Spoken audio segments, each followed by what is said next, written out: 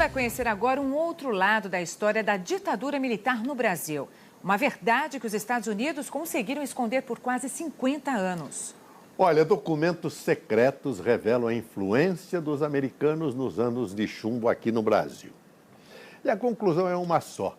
A nação conhecida como mais enfática defensora da democracia agiu decisivamente na interrupção das liberdades civis pelo golpe militar aqui no nosso país. A reportagem de Yula Rocha.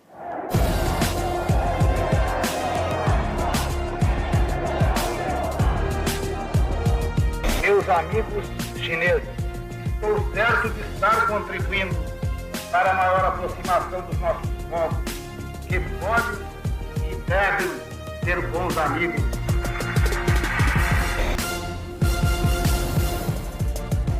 Está claro que os Estados Unidos queriam um golpe.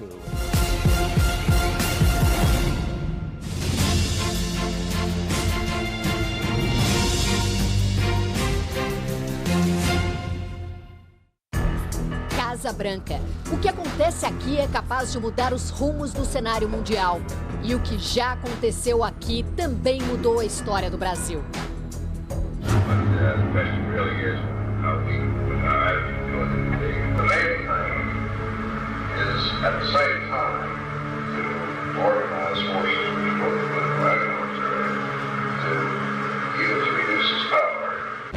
Os telefonemas entre o então presidente John F. Kennedy e o embaixador americano no Rio de Janeiro, Lincoln Gordon, são reveladores.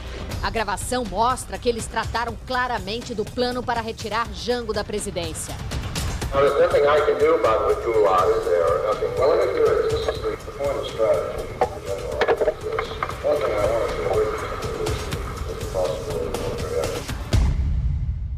As conversas que saíram daqui da Casa Branca não deixam dúvida do envolvimento dos americanos no golpe, dispostos até mesmo a uma intervenção militar para afastar João Goulart do poder.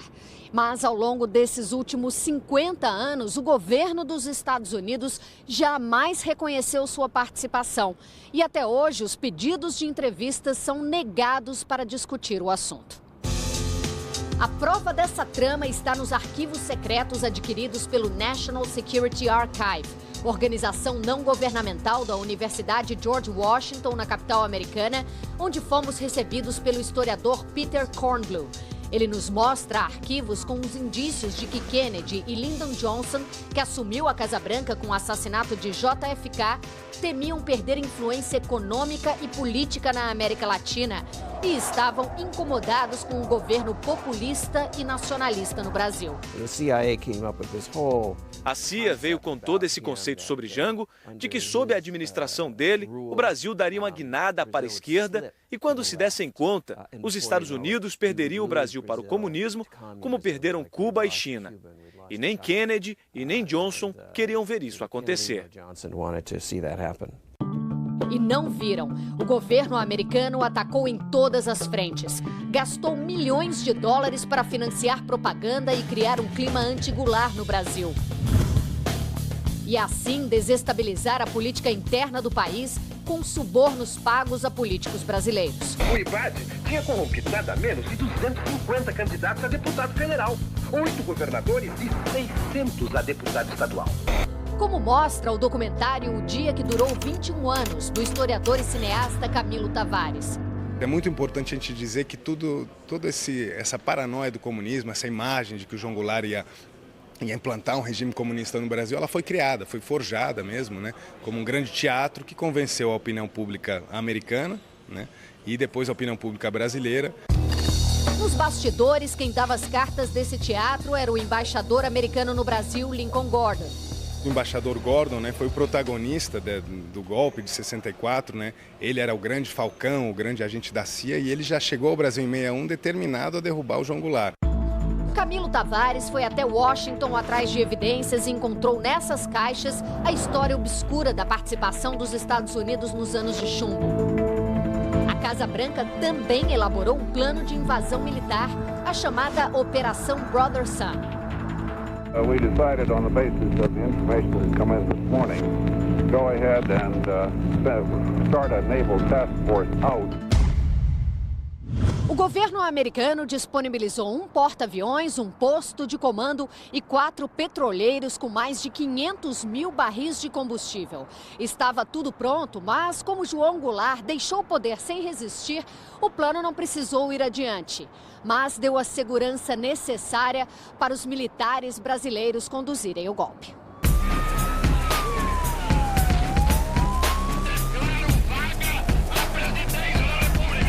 A legitimidade do novo governo brasileiro foi reconhecida imediatamente pelo presidente Johnson, o que deixou clara a aproximação de Washington com o Brasil aos olhos da comunidade internacional.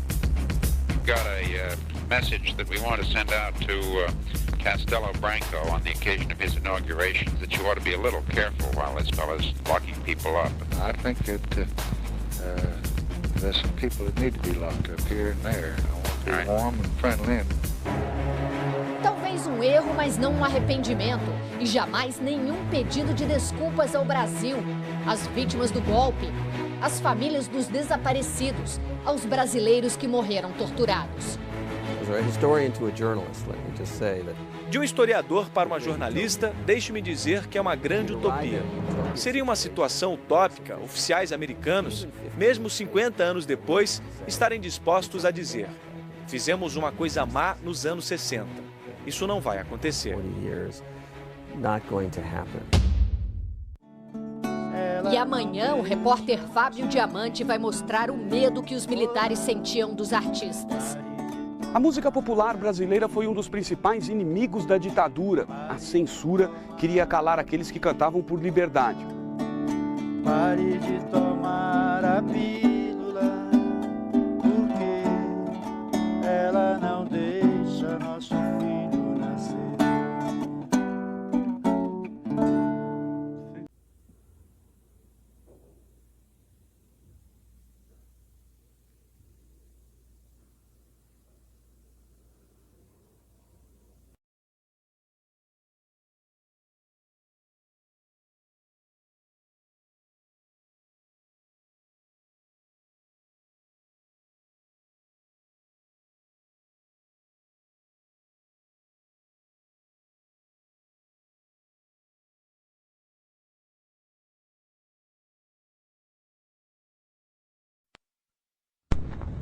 Hello? Oh, Mr. Fred, this is George Ball. Yes, George. Tom Mann is on with me. Hi, Tom. A quick rundown of the situation in Brazil. We had a meeting this morning with Bob McNamara, Max Taylor, and General O'Mara, who's come up overnight. And we decided on the basis of the information that had come in this morning, go ahead and start a naval task force out, but with no commitment, so that it'll be steaming down in that direction. It couldn't get into the area before April 10th. In the meantime, we can watch the developments and see whether it should go on or not. But it could be done in a way that doesn't create any kind of public stir. The second thing is I've located some Navy tankers in Aruba. And the big thing that they're going to need if they have a successful revolt down there at some point probably is some gasoline, both for motor vehicles and for the aviation. The tankers are going to be loaded, but again, they can't be down there till around April the 8th to the 13th. But this is a precautionary move that we're taking. Third is they're getting together a shipment of ammunition, but this will have to wait before we start moving it, because it'll probably have to be moved by plane, and that can only be done after the situation is clarified, and we clearly decided to make a commitment in the situation. Now, what is actually happening on the field is very confused. We just had a teletype conversation with Link Gordon in Rio. It seems clear that the state just north of Rio, which is Minas Gerais, is in revolt. Both the Army and the civilian authorities of the state seem to be acting together, and the Army has apparently moved in and blocked the road from Rio so that the First Army in Rio couldn't move up and stop the revolt. We're waiting for some clarification of the situation in Sao Paulo, which is the key to the matter. There's apparently been no movement in Sao Paulo, but there's some expected at almost any moment, and we should know within the next few hours what's happening. The hope there would be that the Second Army would move and block the road from Rio down and isolate Rio. And in the meantime, they have drafted an impeachment in congressional circles of Goulart, but there's been no action taken on it, but they've listed all the offenses against the Constitution which they allege. And there's a lot of dickering around to see what could be done, presumably, in the way of forming some kind of a rump civilian government which would have a claim legitimacy. The anti-Goulart governors are apparently going to meet Wednesday, and on the basis of the information that Gordon has, there's a significant number of the governors who are prepared to move against Goulart, about 9 of them altogether, which is a very effective number. How many do they have? Total number of states there is about, how many altogether? 19. 20? No, 21, they tell me. Yeah. These are the big ones. These are the important states, which is now, we have instructed Gordon not to take any more contact with the Brazilians until we see how the situation develops. I think there has to be some more movement in Sao Paulo to make sure that this thing is going to move, and we don't want to get ourselves committed before we know how the thing is going to come out. He feels that on the basis of the momentum that's been started so far, it can wait for 12 hours before anything has to be, or overnight, before we have to take any decision on whether we should or shouldn't move. And I think that we can see the developments and then make a judgment on it. I gather you're planning on coming back to Washington tonight. Yeah, I'll be in there about 8:30. Well, we may have another meeting this afternoon with McNamara, but in any event, we'll be changing this situation. But I did want you to know the situation. I think we ought to take every step that we can, be prepared to do everything that we need to do, just as we were in Panama, if that is at all feasible. Right. Thanks. We're canvassing all the possibilities to make sure we're not... I'd put everybody that had any imagination or ingenuity in the Gordon's outfit, or McCone, or Yaws, or McNamara's, and we just can't take this one, and I'd get right on top of it and stick my neck out a little.